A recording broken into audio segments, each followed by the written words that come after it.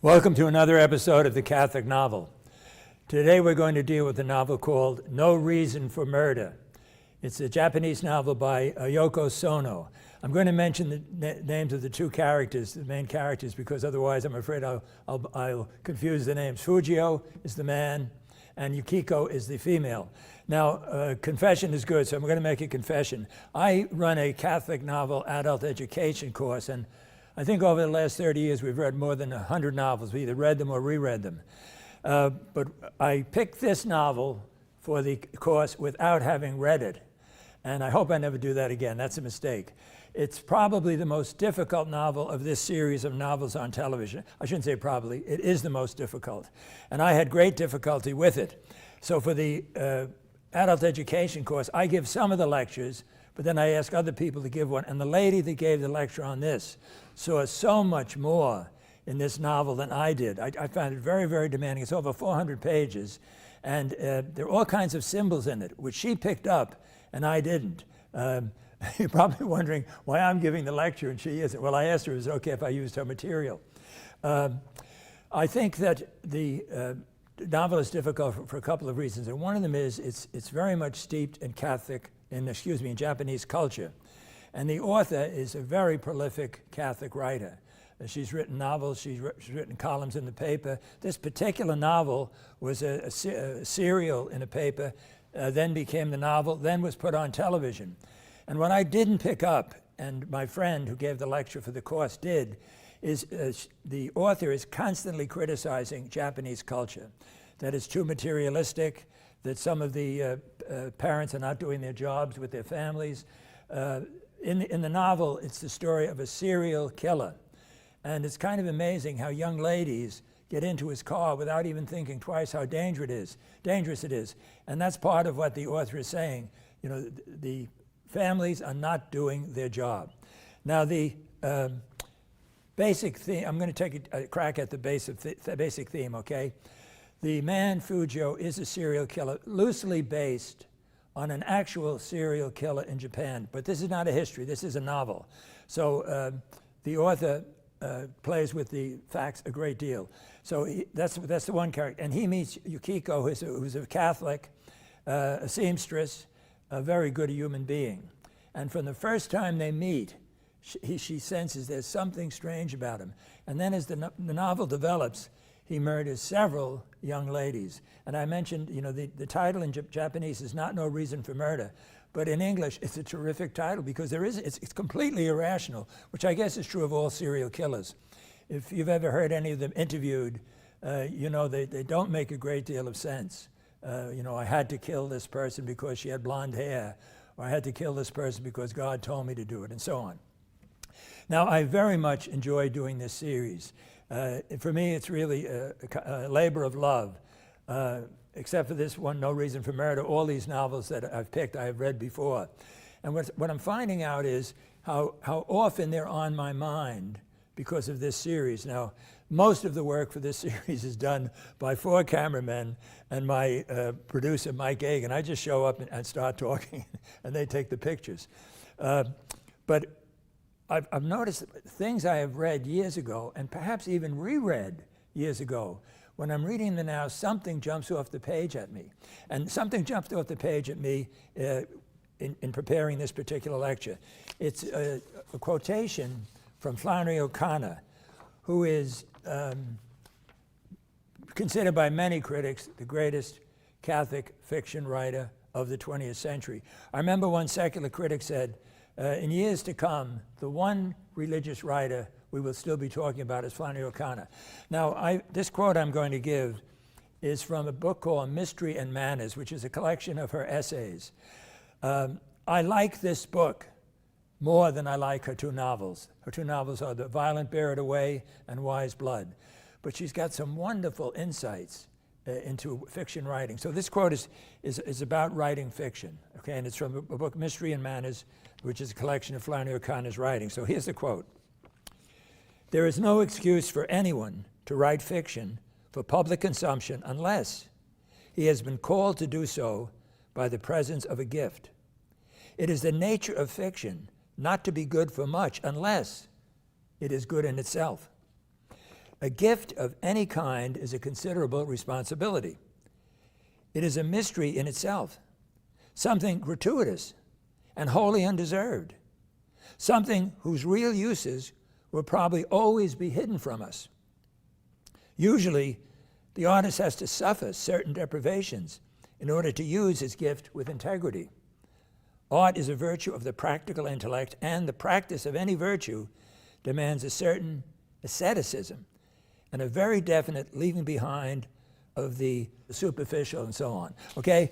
Now, I'm imagining the author, Ayako Sono, what it must have cost her to write this novel, to fill it with these symbols, to fill it with criticism of Japanese culture, and never to be preaching. You know, there's nothing in this novel which anyone could say is proselytizing, okay? Okay, so she apparently has this gift, and all writers of fiction do, according to Flannery O'Connor. Now that gift is then exercised in writing the text, and then that gift is given to the readers. And this has caused me to start thinking how much Catholic novels have affected my own consciousness, and how much they're affecting my own consciousness right now because of doing this series. So the first attitude perhaps I should have toward all these novelists is gratitude. Because they're Catholic novels, and there is always this dimension of the transcendent, as I mentioned in some of the lectures, in some of the Catholic novels, God is the main character. But in all of the Catholic novels, God is present. And who knows how much that has affected me? I do not know, but I have a sense that it's been a tremendous gift to my consciousness and to my conscience. We did a number of novels about priests. Who knows how much they played into my vocation to be a priest? So what I'm calling your attention to is the wonder of the Catholic novel. Okay, now that was the first quote I wanted from Flannery O'Connor. Here's the second. Flannery O'Connor used to describe herself as a hillbilly Thomist. Okay. And she loves St. Thomas. And this paragraph I'm going to read now is her reflection on something St. Thomas said. So here it is. St. Thomas called art reason in making. This is a very cold and very beautiful definition. And if it is unpopular today, this is because reason has lost ground among us. As grace and nature have been separated, so imagination and reason have been separated. And this always means an end to art. The artist uses his reason to discover an answering reason in everything he sees. For him, to be reasonable is to find in the object, in the situation, in the sequence, the spirit which makes it itself. So the whole idea of a Catholic author having a vocation, and that vocation then may very well influence our vocations. That's been on my mind lately. Now let me get back specifically to No Reason for Murder. It's not an easy novel to read. As this serial killer kills these people, you may be tempted to say, I don't want to read any further. But I want to offer you an interpretation. You know, what is this about? What's the main theme here? Well, to articulate that, let me refer to a wedding I once officiated at. I was not the church's witness. I gave the homily. But the priest who was the church's witness said a couple of words before he presented the vows to the couple. And he said, you never want to enter anyone's life without bringing God with you. And that came to me as I was reading this novel. I think this is the theme, that in some mysterious way, the faith and goodness of Yukiko touches the serial killer. Now, there's no big conversion scene, okay? But I think it's clear that by the end of the novel, he has become a bit more human. He's been transformed to some extent. And at one point, after he's caught and he's waiting to be hung, Yukiko and he communicate with letters. And he makes a point that he wants her to say, he's so mixed up. He's so sick, really. You know, you even wonder if he has a conscience. He asks her, do you love me? Can you say you love me? And she says it.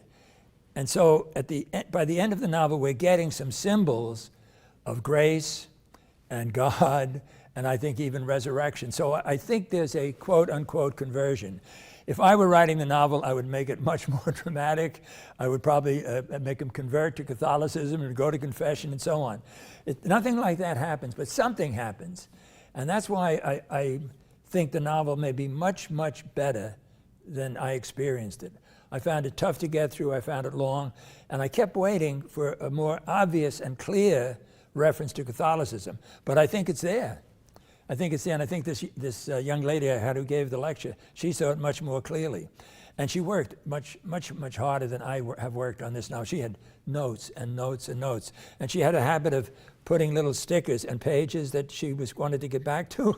And there must have been 50 stickers, okay? So part of the obstacle is a lot about Japanese culture, which I know very little about. Another part of the difficulty is, without preaching, the novelist is attacking certain materialistic tendencies in Japanese culture. And in that sense, she's using the novel to teach, and I think that's okay. I think in every novel, there's a vision of human nature. And in Catholic novels, there's a vision of human nature, and there is a vision of God. And I don't think that's preaching, I don't think that's proselytizing. In one of these talks, I quoted Frank Sheed, the late theologian, the publisher of Sheed and Ward, and he said in one of his books, theology is seeing reality as it is. And I think that's what great novelists do. They see what the rest of us may miss, and then they present it to us in a story. I'm not going to read a third quote from Flannery O'Connor, but I'll say this because I think it's really right on target. She says, in fiction, the work of fiction has to be considered as a whole. It's got to be integral. It's got to have a certain kind of an integrity. And the quote-unquote message or morality or vision is in the story. And I'm so impressed by that because I can't do it. I mean, I can give a homily, I can give a sermon, I can give a class. But to write a story in such a way that it's not preaching, not a catechism, not a homily, and yet there's something there that is speaking, something very important that is speaking to the reader. I think that's great, you know. So whether we sum up Catholic novels as tremendous mysteries or tremendous, well, actually, Andrew Greeley almost comes out and says they're sacraments. They're works of art that help us to think about God, works of art that illuminate our experience. And that's been my, I'm not kidding when I say this series has been a labor of love for me. All the work is done by my producer and the technicians, the cameramen. But I have the feeling I am receiving much more than I am giving. So with all my warnings, if you want to take a crack at No Reason for Murder, you may get more out of it than I did, and you may not find it as difficult. But just a reminder, it's long, and in the scenes, the murder scenes, the title fits perfect. There's no reason for these, and that can be quite depressing. But ultimately, grace shines through. So if you're interested, take a look at Ayako Sono's No Reason for Murder.